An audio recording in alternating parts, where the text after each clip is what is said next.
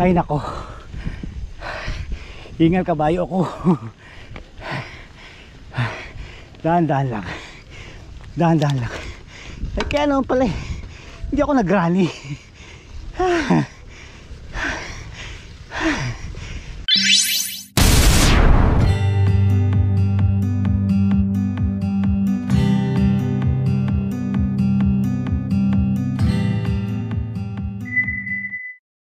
Isang pinagpalang umaga sa inyo mga kapadyak. Muli nagbabalik ang lingkod, Oscar Lota po, na mag-aatid sa inyo ng impormasyon at dokumentasyon sa ating maglalakbay sa araw na ito. At ngayon, tayo'y muling bibisita dito sa Snake Road at kung may pagkakataon pa ay tayo'y aakyat sa Tagaytay. So ito nga pala ang aking ika-100 videos. Samahan nyo ako sa aking mga paglalakbay. Yung aking 100 videos, sana madagdagan pa ng higit 100 pa. Okay guys, so pasok tayo pababa ng barangay Mabato sa Mabato Bridge. Hanggang ngayon ay hindi pa rin siya semento to, kaya madulas pa din. Yahoo!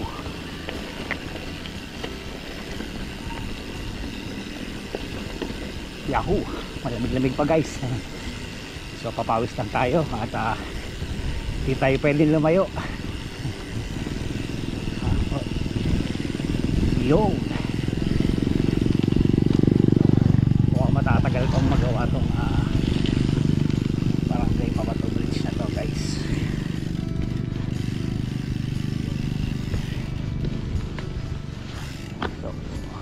Biker. Okay. So ito yung paakyat. Ito yung paakyat guys ng barangay Mabato. So ilang beses na rin tayo nakakabasok dito. Nakakailang beses na rin tayong pabalik-balik dito sa Snake Road.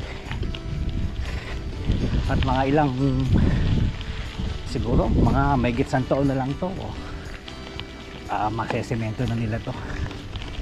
Yahoo! Yahoo! So samantalin na natin ang pagkakataon hanggang ito'y off-road pa. So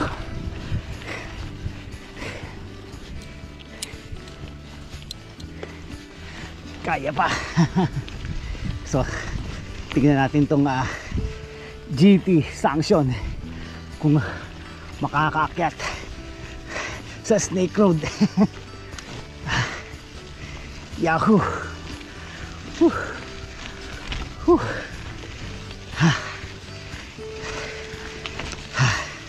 Ito lang guys ang problema ko pag one by, wala na akong granny gear. Sana yan lang din. Nasanay kasi ako sa ribeye.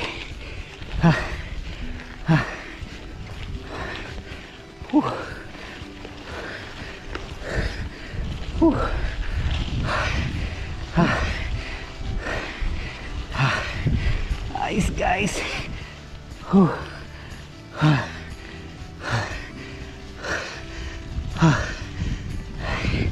Pagod.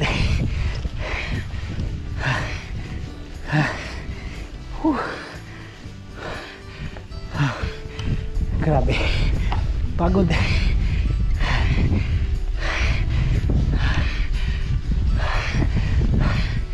Sarap ng hangin guys. Ilang isang buwan na lang, panigurado balik na naman tayo sa tag-init. Lalo na ngayon na meron tayong El Nino.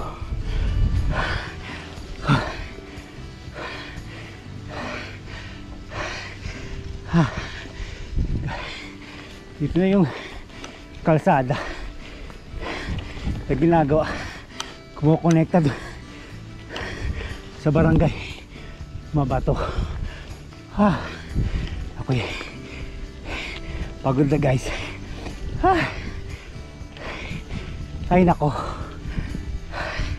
hingal kabayo ako. Dahan-dahan lang, dahan-dahan lang. Ay kaya naman pala eh, hindi ako nag-rally. Yeah.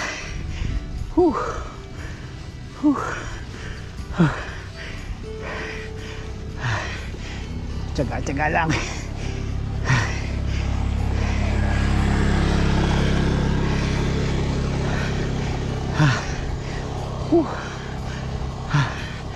Yun guys, yung kalsada sa kaliwa ginagawa na, tinabtab na nila yung kalsada para diretso na, hindi ka naaakyat. So itong kalsada na to ay isasara na rin pag nagawa na yung nasa kaliwang kalsada.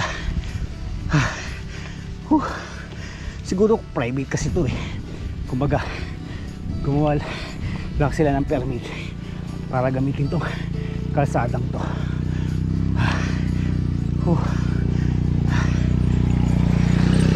Yes, konting tiyaga lang.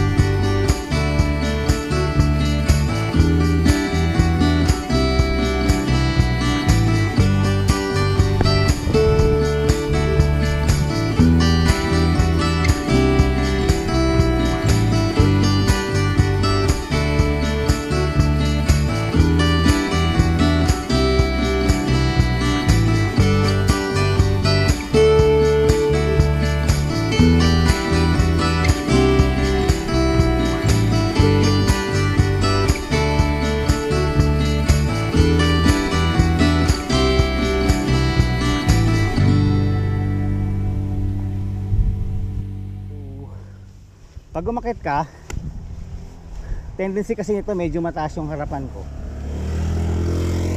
maangat agad yung harapan ko, so nawawala yung momentum ko. Kaya pagdating doon sa pinakahuling siko, binabaan ko na. Pero at least nakaakit sa bago umakit yung pinakahuling siko sa Snake Road. Ayos na rin. Kaya pagdating doon sa pinakahuling siko, binabaan ko na. Pero at least nakaakit sa bago umakit yung pinakahuling siko sa Snake Road. Ayos na rin. Okay. So, enjoy pa naman natin ang GT sanction. Okay. So ngayon ay tayo'y panay kalsada lang na, pero konting off-road yung sa may tulay. Pero sa mga susunod na panahon, gamitin na natin yung ating mountain peak na binubuo, kasi yung hardtail ko, iniwan ko sa Nueva Vizcaya guys. Gawa ng maliit lang kasi yung sasakyan namin eh. So masyado na mabigat kung dadalhin ko pa ulit dito sa Calamba yung ginagamit kong aking hardtail. Kaya wala akong nagawa kundi buuin yung sa ko pang bike, yung Mountain Peak. Meron pang kulang na pyesa pero konti na lang. At pag long ride, yun ulit ang gagamitin natin. So naka-setup doon, ang frame naka 29. So sinet up ko muna siya ng 27. So ilang parts na lang naman ang kulang at pwede ko na siyang gamitin ulit sa long ride. So for the meantime, ito muna ang ating stock frame ang ating gagamitin sa mga rides natin. Okay, so masarap pa rin ang hangin. Ito na yung mga banayad na akyatan, pero hindi pa rin banayad guys. Bakit pa rin? Yahoo! Grabe dito dati, hindi pa semento to. Grabe, ang hirap pumidal dito. Maputi yung gulong mo. Ang ganda ng pagkagawa ng nila dito, safety railing. Merong parang rubber in case na malakas yung impact ng sasakyan, hindi agad siya diretso sa bangin. So pwede pa siyang tumalbok at bumalik. Kasi yun ang purpose nun. Kasi kung railing lang yan, dire-diretso yan. Since meron siyang rubber, pwede siyang mag-bounce back. So yun talaga siguro ang design niya. Ay. Okay guys, medyo windy dito sa aking kilalagyan. Dito guys, sa bahagi dito, ang pagkakaalam ko ay nakasakop na mabato. Meron silang ginagawang project dito, station of the bus. Maganda, yan, na. Eh, napakalakas ng hangin. Maganda na. So may mga daan na siya, bawat station nilalagyan nila ng cruise. Dalawang kalsada sa baba, yung sa baba, yung sa taas. So overlooking. So panigurado pagdating ng mahal na araw, maraming mga devotees dito para magdasal. So guys, ito yung ginagawa nilang project. So mag-umpisa sa baba. Sa baba parang may lake eh. Parang may lake sa baba tapos paakyat. Okay guys, so base sa aking pananaliksik at pagiging chismoso, ito pala ay project ng El Shaddai. So gumawa sila ng parang retreat yata yun, parang retreat eh. So inihahabol nila sa Holy Week.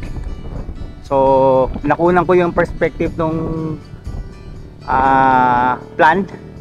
So sa mag-start sa taas, tapos sa baba daw may lagoon. So hindi ko lang alam kung para lang sa mga chapter ng El Shaddai ito or open for all public. So tingnan natin sa mga susunod na panahon. So actually nga pinapapasok pa ako doon sa baba nung gumagawa. Sabi daw bawat chapter daw ng El Shaddai may kanya-kanya silang distrito at pinagaganda daw nila. So ito pala yung pinagagawa ng El Shaddai. So ayun.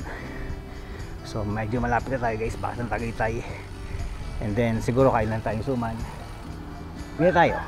Okay guys, so konti na lang. Nandun na tayo sa tambayan ng mga bikers. Siguro hindi na ako kahit ng Tagaytay. Tamang papawis lang tayo. At least itong si GT sanction naakyat natin dito.